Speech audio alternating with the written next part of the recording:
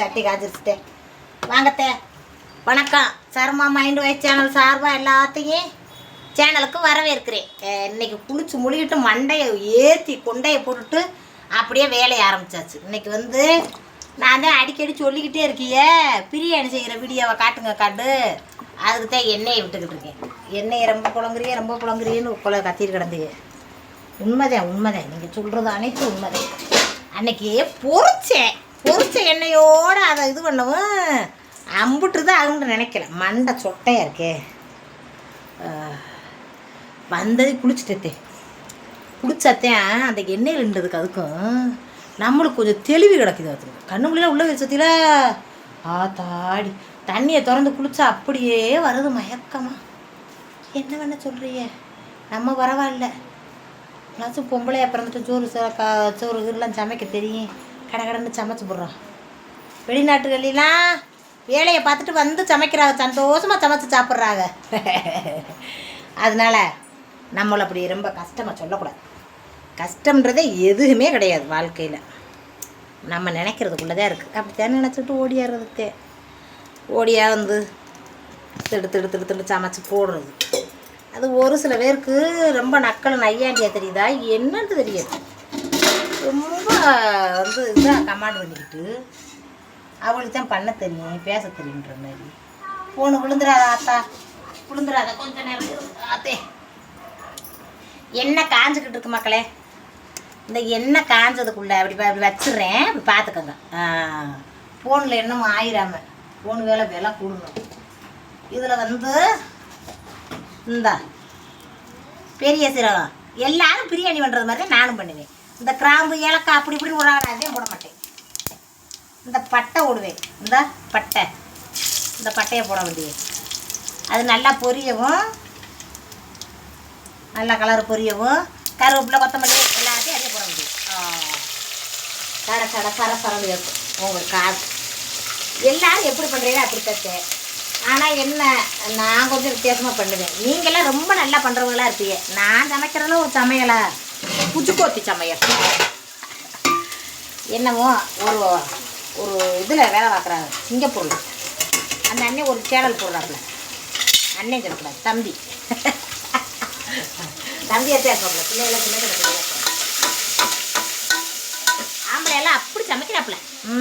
பார்த்துட்டு எனக்கே போறாமையாக இருக்குது. பரவாயில்லையா, நல்லா விளையா சமைக்கிறாரு. அவரெல்லாம் ஒரு பொண்டாட்டி விளையாட்டில் எப்படி சமைச்சு கொடுப்பாரு.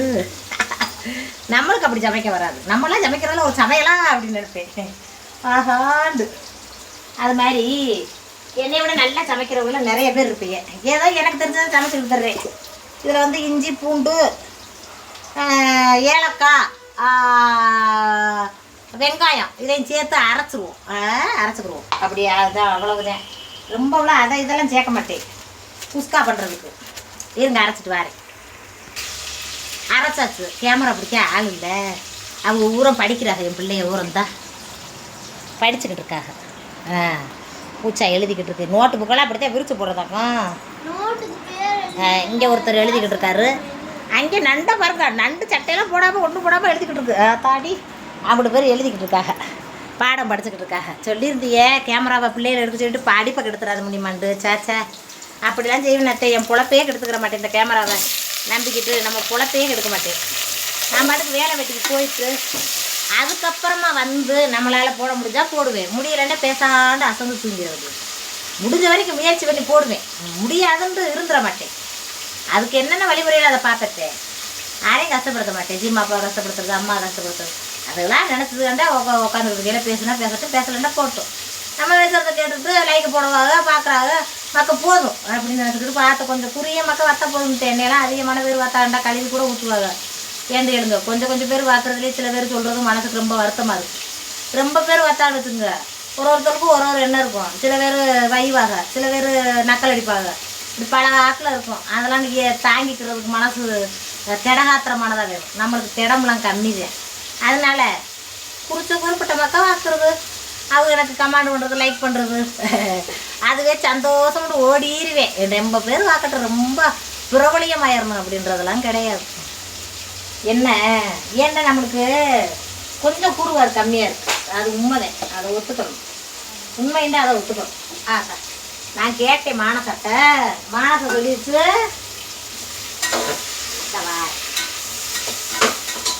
மானசா சொல்லிடுச்சு எனக்கு குஸ்கா பண்ணுங்கன்னுச்சு. பூஜா காய்கறிலாம் போட்டு வெஜிடபிள் பண்ணுங்க மாட்டுச்சு.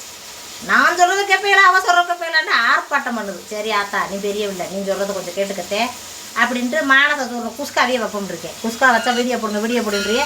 வீடியோ போட்டால் ஒருத்தரும் பார்க்குற மாதிரி இல்லை. அழுகு துணியை பார்த்துட்டு என்ன அப்படி துணின்றாவியத்தே இப்படின்னு உங்கள் கண்ணில் படக்கூடாது எதுவுமே. பட்ட உடனே கேகேன்னு கிளம்பிடுவீங்க. நெஞ்சுக்குள்ளே நெருக்குன்னு உங்களோட குடும்பம் நடத்துறது. இந்தா பார்த்துக்கோங்க, இப்படித்தான் இருக்கும் இது. அது என்ன சீரக சம்பா குருணை 40 ரூபாயும் கிலோ. அரிசி வாங்க போனேன்டா விலை கூட இருக்கும். மளிகை கடையில் கேட்கணும் சீரக சம்பா குருணை கொடுங்கண்ணே, முனியமாலாம் ஆக்குது அப்படின்ட்டு. இப்படித்தான் இருக்கும். கர்நாடக அரிசி மாதிரியே தான் இருக்கும் சீரக சம்பா குருணை. இது கர்நாடக அரிசிக்கு இதுக்கு என்ன வித்தியாசம்டா இருந்தா அப்படி மோந்து வத்தா நல்லா மணக்கும்.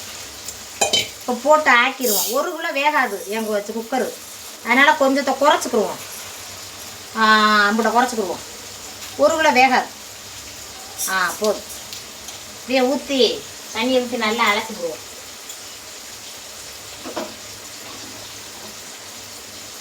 ஒன்றுக்கு 2-3 தடவை அலசி ஊற்றி அலசி அப்படியே வச்சுக்கிட்டோம்டா அப்படியே போத்துருங்க. இப்படித்தான் நான் செய்வேன் சமையல். நீங்கள் எப்படி செய்கிறீங்கன்னு தெரியல, எல்லாரும் அப்படித்தான் செய்வோம்.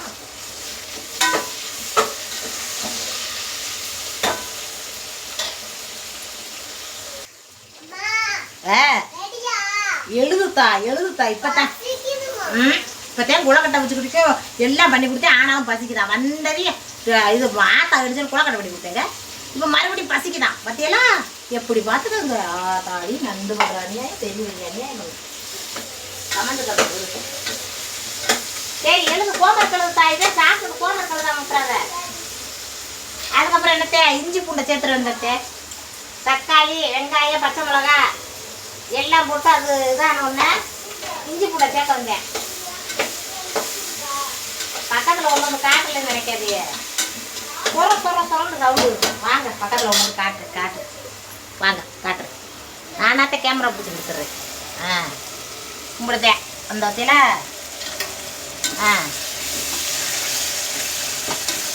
ஏங்க பள்ளிக்கூடத்துக்கு தம்பி போயிட்டாண்டா எப்படி எடிட் பண்ணி எப்படி வீடியோ போடுறீங்கன்னு ஒரு அக்கா கேட்டிருந்தியே. நான் லாங் வீடியோ மட்டும்தான் ஊருக்கு போகிறது மட்டும்தான் ஒன்றா சேர்த்துக்கிட்டு அதில் பேசுவேன் கட் பண்ணி விட்டு சவுண்டை. அதுக்கு தம்பி உதவி பண்ணுவார். வீடியோ அப்லோடு கொடுக்குறதெல்லாம் பார்த்துக்குங்க. நான் என்னத்தை பேசுகிறேனோ அதை அப்படியே அப்லோடு கொடுத்துருவேன். எப்படி கொடுக்கணும் ஏது கொடுக்கணுன்றதா தம்பி வேறு சொல்லி கொடுத்துருக்காரு. அப்படித்தான் போடுவேன். இதில் என்ன பொய்யா அப்படித்தான் போடுவேன். சரியில்ல. அதுக்கப்புறம் இந்த பிரியாணி மசாலா அதை கொட்டிட வேண்டியது. 3/4 கிலோ அரிசிக்கு ஒரு பாக்கெட்டு அப்படின்ட்டு கொட்டிட வேண்டியது. நான் அந்த பொடியத்தான் போடுவேன். அதுக்கப்புறம் வதக்கி விட்டு காய்கறி போட்டால் காய்கறி பிரியாணி. காய்கறியே இல்லாமல் வெறும் இதை பண்ணால் குஸ்கா. அப்படித்தான் அதுதான் வேலை. இந்த வத்தியில் வதங்குதா இந்த மாதிரி நல்லா வதக்கி விட்டுற வேண்டியது. நல்லா வதங்கிருச்சு. பேஸ்ட் நல்லா வதங்கின உடனே தண்ணியை ஊற்ற வந்தேன். அந்த தண்ணியை ஊற்றி வச்சுட்டேன். இந்த வத்தியில் அரிசியை போட்டு தண்ணியை ஊற்றிட்டேன். தண்ணியை ஊற்றிட்டு இந்த குக்கருக்கு ஒன்றுமே இல்லை பார்த்துக்குங்க. குக்கர் மூடி இல்லை. குக்கர் மூடி இருக்கும் மூடாது. அந்த வயரை அந்து வச்சு விசிலு காணாமல் போயிடுச்சு. அப்படி குக்கராகவே இல்லை, சட்டியாகத்தே இருக்குது. இந்த சட்டியில் அப்படியே ஒரு தட்டை எடுத்து மூடி விடல. குக்கராக இல்லை. என்னத்தை சொல்கிறீங்க? அதே என் குழப்பம். ஆனமானது வாங்குறது இல்லை, வைக்கிறது இல்லை. ஆடம்பரத்தை விரும்புறது இல்லை. ரொம்ப ஆடம்பரம் தேவையில்லை. ஆடம்பரமாக இருக்கேன் மற்றவங்க பார்க்க வாழ்க்கையில் நான் ஆடம்பரமாக வாழ போகிறேன் அப்படின்னு நினைக்கிறவங்க யாருமே வாழ்க்கையில் நல்ல நெறிமுறையில் நல்லபடியாக வாழ்கிறதுக்கு முடியவே முடியாது. பல கஷ்டங்கள், பல மன வேதனைகள், பல மன குழப்பங்கள் உண்டாகி தூங்க முடியாது, நல்லா சாப்பிட முடியாது, நிம்மதியாக இருக்க முடியாது. ஆடம்பரம் இருக்கலாம். நம்மகிட்ட இருக்கிற காசுக்கு ஏற்றாப்புல ஆடம்பரம் இருக்கணும். நம்ம வருவாய் 10 ரூபா புரிஞ்சு சம்பாதிச்சிட்டு வந்தால் 20 ரூபா செலவழிச்சிட்டு ஆடம்பரமாக உலகத்தை போல் நாட்டை போல் வாழணும். 4 பேர் பத்திரிக்கை கொடுக்க வரையில் நம்ம வீடு அப்படியே பார்க்குறதுக்கு அப்படி தெரியணும். 4 சோஃபா சட்டை வாங்கி போடு, 4 மெத்தையை வாங்கி போடு, 4 கட்டில் வாங்கி போடுன்னு பார்க்குறதுக்கு பெருமை விடணும். அந்த அவள் வாரா, அவள் வீட்டை போய் பாரு என்னமா இருக்குது, நம்ம வீடு அப்படி இல்லையே, நம்மளும் அவ்வளோ மாதிரி கட்டணும்தா அப்படின்னு கடனை வாங்கி வீடுகளை கட்டி பெருமை கொடுத்துறது. இது எல்லாமே நாளடைவில் கஷ்டத்தை உண்டாக்கிறோம். அதில் நிம்மதியாக படுத்து தூங்க முடியாது, நிம்மதியாக வாழ முடியாது. கடை இல்லாமல் கஞ்சியை குடிச்சிட்டு கூட நம்ம நிம்மதியாக கட்டாந்தரையில் படுத்து வச்சோம்னா அது சௌக்கியமான வாழ்க்கை. அதனால நான் சொல்கிறேன் மக்களே, எல்லாரும் கேட்டுக்கோங்க. ஏதோ எனக்கு தெரிஞ்சதை கடை இல்லாமல் வாழணும். வாழ்க்கையில் கடை இல்லாமல் இருக்கிறதுக்கு ஆடம்பரத்தை அதிகம் விரும்பவே கூடாது. ஆடம்பரமாக ஒரு வீடியோவில் காட்டுறாங்கண்டா அதை பார்த்து நம்மளால் வாழ முடியலேன்னு வருத்தப்படக்கூடாது. அதுக்குள்ளே பல விவரம் இருக்கும், அதை வெளியே காட்ட மாட்டாங்க. ஆமாம், அந்த ஆடம்பரத்துக்குள்ளே பல மன வேதனைகளும் மன குமுறலும் பல இருக்கும். ஏசி ரூம்பை வச்சுக்கிட்டு மெத்தையில் பஞ்சு வந்து படுத்தா மேலே தூக்கி போடுற மெத்தையில் படுத்துருந்தாலும் தூக்கம் வராதவங்களுக்கு அந்த மாதிரி வாழ்க்கையில தான் வாழ்ந்துக்கிட்டு இருப்பாங்க. நம்மளுக்கு பார்க்குறதுக்கு ஆத்தாடி இப்படிலாம் வாழ்கிறாங்க, நம்மளால் முடியலையேன்னு வருத்தப்பட்டுக்கிட்டு கிடப்போம். அப்படிலாம் இருக்கக்கூடாது. சரி, அது வேகட்டும். வெந்த உடனே எப்படி தம்மில் வைக்கிறேன்னு பார்த்துக்கோங்க. கேஸ் அடுப்புலன்ற விறகு அடுப்புனாத்தே தம்மில் வைக்கணும்லாம் இல்லை, கேஸ் அடுப்புலேயே வைக்கலாம். குக்கர் இல்லை, விசில் இல்லை, அப்போ வேறு வழி இல்லை. அப்படித்தான் வேக வச்சு இறக்கிக்கிட்டு இருக்கத்தே. அரிசி வந்து கொஞ்சமாக தானே போட்டிருக்கேன், என்னமோ ஏனாதான்னு நான் வைக்காமல் ரொம்ப அது இது நொட்டு லொசுக்குன்னு பார்த்துக்கிட்டு லொசுக்குன்னு வைக்காமல் மடமடன்னு வச்சு விட்ருவேன் சமையலை. கடகடன்னு வச்சு கடகடன்னு சாப்பாடை போட்டு விட்ருவேன். ஆமாம், வந்த வரத்தில் மகன் வந்துச்சு, வந்த வரத்தில் தட்டுகளை கிட்ட இறக்கி வச்சுச்சு, அப்படியே வந்துச்சு குளிச்சுச்சு, ஒரு நிமிஷத்தில் சமைச்சிருச்சேன் எங்கள் அம்மா மாடியில் இருந்துக்கிட்டு. அப்படி சமைச்சிருவேன். சமையல் வேலையை பெருசாக எடுத்துக்கிற மாட்டேன், பெருசாக போய்கிட்டு இருக்கு அப்படின்னு நினைக்க மாட்டேன். சமையல்லாம் பண்ணிக்கின்னு அது தமிழை வைக்கல உங்களுக்கு காட்டுறேத்தே. ஃபோன் தரதுக்கு நான் சமைச்சிக்கிட்டு இருக்கேன்னு சொன்னேன். வாங்கத்தே, சோறு ஓரளவுக்கு என்ன இருங்க வேறு சார்ஜ் போட்டேன், அதை வேறு பிடிக்கிறேன். ஓரளவுக்கு சோறு வெந்து வந்துருச்சு. பார்ப்போமா எப்படி வந்திருக்குன்ட்டு. நான் தமிழை போடுவோம், அதை எப்படி தமிழை போடுறதுன்னு பார்ப்போம். பார்த்தீங்களா, வந்துருச்சு. கொதிக்குதா? இந்த கடத்தில் இப்படி தண்ணியில் இன்னும் கொஞ்சம் தண்ணி மிஞ்சிட்டுறேன், இன்னும் தண்ணி ஆடும். இந்த டயத்தில் நம்ம தமிழை விடவுங்க. இது பாருங்கள், குக்கருண்டா நீ யாரும் ஜோராகவே ஆயிருக்கும். விசில் வச்சா அதுக்குள்ளே நான் பாத்திரம் பண்ண கிடந்துச்சு, அதை பூரா விளக்கிட்டேன். இப்படி பாத்திரத்தையும் அப்படித்தான் சமையலை கிடுகிடுன்னு பார்த்துருவேன். சமையல் வேலை கிடக்குன்றேன்னு நினைக்க மாட்டேன். படபடன்னு பார்த்துட்டு அப்படியே சமையக்கட்டை ஒரே கழுப்பிட்டு அப்படியே சோத்தை போட்டு கொடுத்துட்டு சாப்பாடை போட்டுவிட்டு மறுபடியும் பாத்திரத்தை சிங்கிள் அள்ளி போட்டுவிட்டு காலையில் வரவிக்கிறவங்கள சாமின்ட்டு அப்படியே படுத்துருவேன். அப்படித்தான் ஒரு நேரம் பார்த்தோமா அதோட அடுப்படிக்குள்ள நுழைய பிடிக்காது. இல்லைன்னா காலம் பூரா அடுப்படியில் இருக்கிற மாதிரியே இருக்கும், மற்ற வேலையை பார்க்க முடியாது. சரி இருங்க, தமிழை விட்டு உங்களை காட்டுறேன். சமையல் எனக்கு இப்போ உடனே வேணும்னு நண்டு பண்ணுற அட்டகாசத்தை பாருங்கள் மக்களே. என்னெல்லாம் அட்டகாசம் பண்ணிக்கிட்டு மொத்தம் வந்து ஏறிக்கிட்டு ஒரு முத்தம் கொடுக்க போனேன். மெத்தையில் நின்றா ஒரு முத்தம் கொடுத்தேன், உடனே கவ்விட்டான் தோலை. இறங்குறாள், சீக்கிரமாக சோத்த போடுங்கன்றா. இப்படித்தான் தம்மு வைக்கணும். தோசைக்கல்லை வச்சு அப்படியே குக்கரை வச்சு அது மேலே ஒரு தட்டை வச்சு அது மேலே தண்ணியை தூக்கி வச்சுட்டா அதான் இது. இறங்குடி, வாங்க சாப்பாடு எப்படி வந்துருக்குன்னு பார்ப்போமா. இருங்க, மேலே சாலை போட்டு வரேன்டி. தம்ம முடிச்சுடி, எவ்வளோ தாண்டி இறக்குறது ஜோறு தாண்டி. மக்களே, தம்மை நம்ம இறக்கி பார்ப்போம். ஓடி அங்கே அப்படியே இருக்கட்டும். நான் இங்கே இறக்கிட்டு வரேன், இங்கெல்லாம் கொண்டுட்டு வரேன். நண்டு டார்ச்சர் பண்ணுது மக்களே. பார்த்துக்கோங்க, கவுத்து விடியா பார்த்துக்கோங்க. இதே வந்து பிரியாணி ரெடி ஆயிடுச்சா? கொஞ்சம் குழஞ்சிருச்சு, கொஞ்சம் குலைவாயிடுச்சு. கரெக்டாக காமிக்கிறேன், எனக்கு தெரியலையே. ரொம்ப கவுத்தாத, கேமராவில் இதாகும். கொஞ்சம் குலைவா தட்டி ஆயிடுச்சு. நண்டு படுத்துகிற அட்டகாசம் தாங்க முடியலை. தண்ணி கொஞ்சம் கூடிருச்சு. இந்த வெங்காயத்தையும் தெரியுது, ஒரு தட்டெடுப்பு. இந்த மானசா எல்லாத்துக்கும் போட்டு சாப்பாடை கொடுக்குறேன். இதே நான் வைக்கிற குஸ்கா பிடிச்சிருந்தா லைக் பண்ணுங்க. அதுக்கு தொட்டுக்கிறதுக்கு இந்த பச்சடி, தயிர் பச்சடி, தயிர் வெங்காயமும் கொஞ்சம் பழைய குழம்பு இருக்கிறத வச்சு சாப்பிட வந்தேன். பழைய குழம்பு கொஞ்சம் இருக்குது, அப்படியே ஊற்றிக்கிட்டு சாப்பிட வந்தாத்தேன். ஆமாம், வேலைக்கு போயிட்டு வந்து எல்லோரும் வெயிட் பண்ணிக்கிட்டு இருக்காத சாப்பாட்டுக்கு. அவங்கெல்லாம் ஒன்றும் சொல்கிறாங்கல்ல. நண்டு இருக்குது பாருங்கள், நோண்டிக்கிட்டே இருக்குது. சீக்கிரமாக குடி சாப்பாடை, சீக்கிரமாக. அது மணக்கு தான், வயிற்றை வந்து குளண்டு தான் வயிற்றை.